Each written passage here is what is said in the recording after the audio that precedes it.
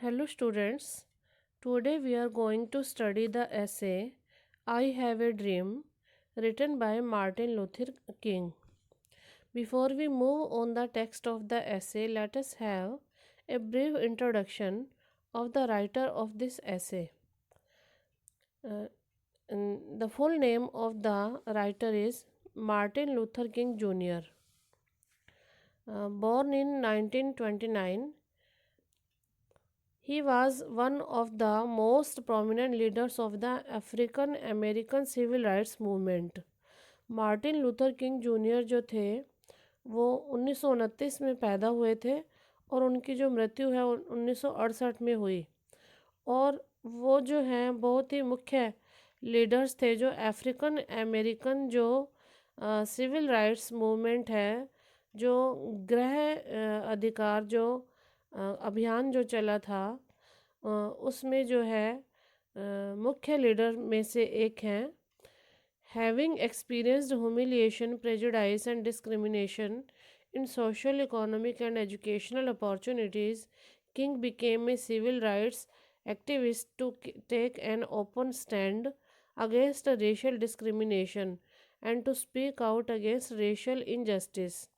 Having experienced, जब उन्होंने अनुभव किया humiliation अपमान, prejudice यानी द्वेष की भावना, एंड डिस्क्रिमिनेशन मीन्स डिफरेंस विभेद in social economic and educational opportunities सामाजिक आर्थिक और जो शैक्षिक अवसरों में जो उन्होंने भेद को महसूस किया।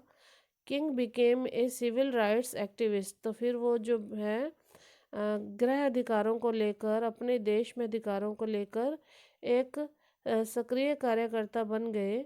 To take an open stand, वो विरोध में खड़े हुए अगेंस्ट रेशियल डिस्क्रिमिनेशन, वहाँ पर जो अमेरिका में जो है रेशियल डिस्क्रिमिनेशन जो किया जाता था, जातिगत जो भेदभाव किया जाता था। And to speak out against, फिर वो उन्होंने बात की अगेंस्ट रेशियल इनजस्टिस, जो जातिगत अन्याय था उसको लेकर उन्होंने उसके विरोध में बात की।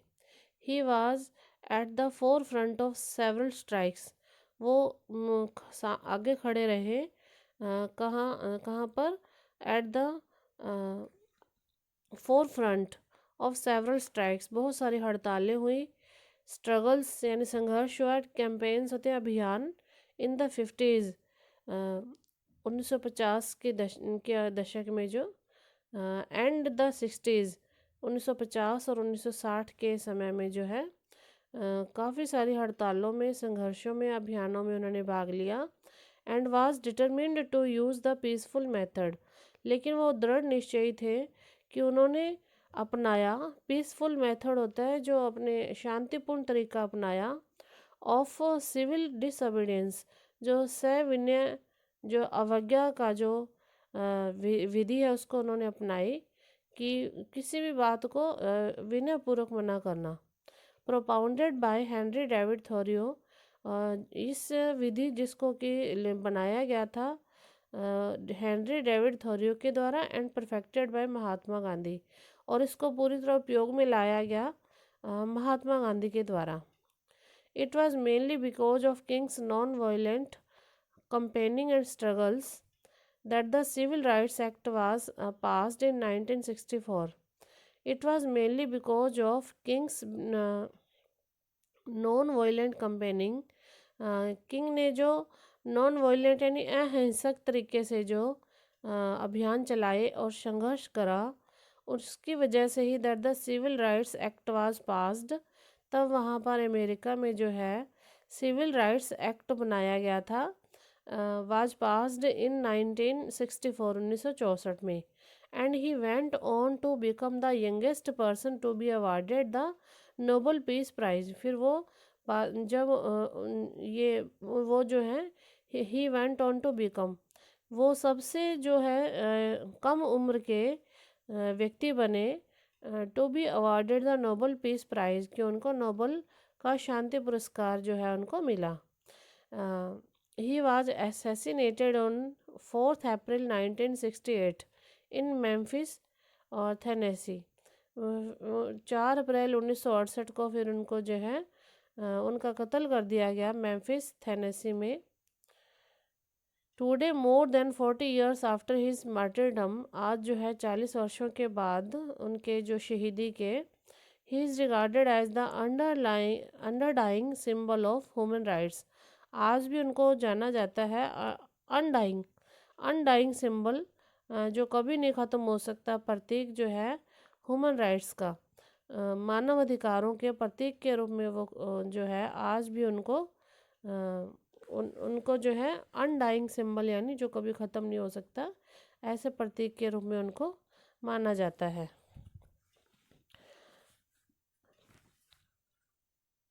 I Have a Dream was a speech delivered on 28 August 1963 to an audience of over 2 lakhs people gathered during a massive demonstration before the Lincoln Memorial in Washington, D.C. I Have a Dream was a speech, ये जो निबंध है, जो इसमें जो बताया गया है, ये क्या है एक्चुअल में, क्या एक स्पीच है, एक भाषण है जो कि दिया गया था 28 अगस्त 1963 को जनता के सामने। लगभग 2 लाख जो जनता, 2 लाख से भी ज़्यादा लोग इकट्ठे हुए थे। Gather during a massive, massive होता है विशाल, डेमोन्स्ट्रेशन ही प्रदर्शन हुआ था before the Lincoln memorial in Washington DC.